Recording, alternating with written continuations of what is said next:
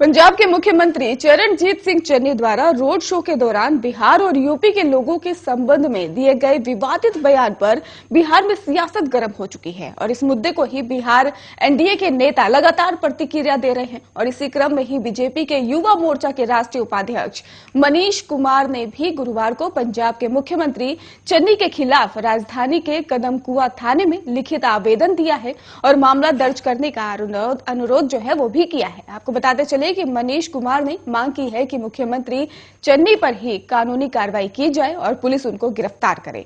मनीष ने कहा कि कांग्रेस हमेशा ही क्षेत्रवाद और फैला कर ही देश को तोड़ने का काम करती रही है। हमारे देश में ही कानून है कि कोई भी देश का नागरिक कहीं भी जाकर काम कर सकता है, व्यवसाय कर सकता है, लेकिन चन्नी ने इस बात को झुठलाने का काम किया है। आज पंजाब जिस जगह पर है उसमें कहीं न कहीं बिहारी भाइयों का योगदान है।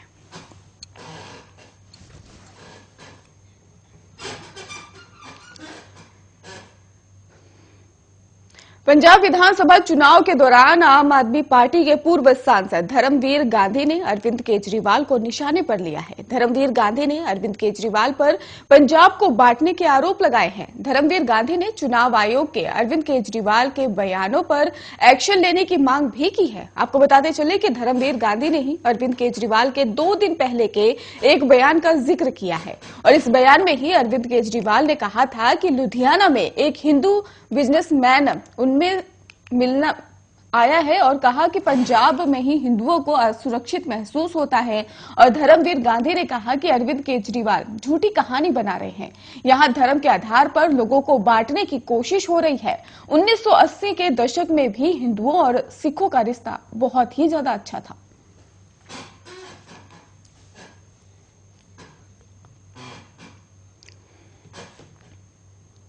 वहीं केंद्रीय मंत्री मुख्तार अब्बास नकवी ने ही मीडिया से बात करते हुए कहा कि पीएम मोदी ने ही मुस्लिम महिलाओं के लिए कई कल्याणकारी जो है वो काम किए हैं और कल मुस्लिम महिलाएं भी मोदी कर रही हैं और यही वजह है कि पाखंडी पॉलिटिकल प्रोग्राम चलाने वाले लोगों के बीच ये बेचैनी का कारण बना हुआ है। उन्होंने कहा कि वो भ्रम और भय का वातावरण पैदा करना चाहते हैं। इसका अभियान शुरू कर दिया गया है और इससे किसी को कोई फायदा नहीं है। गौरतलब है कि कल पीएम मोदी ने ही यूपी के फतेहपुर में एक चुनावी रैली को संबोधित करते हुए 3 तलाक के खिलाफ कानून का विरोध करने के लिए विपक्षी दलों पर जमकर निशाना साधा था। उन्होंने कहा था कि 3 तलाक का विरोध कर रही पार्टियां स्वार्थी है और ये उनके बारे में नहीं सोचते जो इनको वोट दे रहे हैं।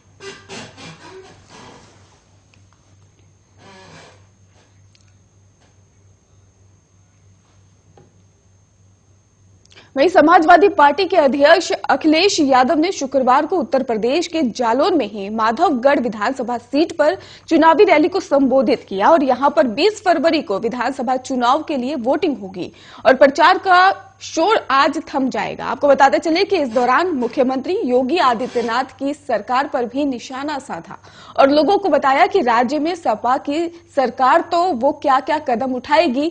और अखिलेश यादव ने कहा कि पहले चरण से ही गठबंधन ने बढ़त बना लिए है और दूसरे चरण में जो वोट पड़ा है उसके बाद तो गठबंधन ने शतक लगा लिया है और इसके साथ ही तीसरे और चौथे चरण के बाद जो मतदान होगा और समाजवादी पार्टी की सरकार बन जाएगी। और सपा अध्यक्ष ने कहा कि ये सरकार गौशाला के नाम पर पैसा लूट रही है।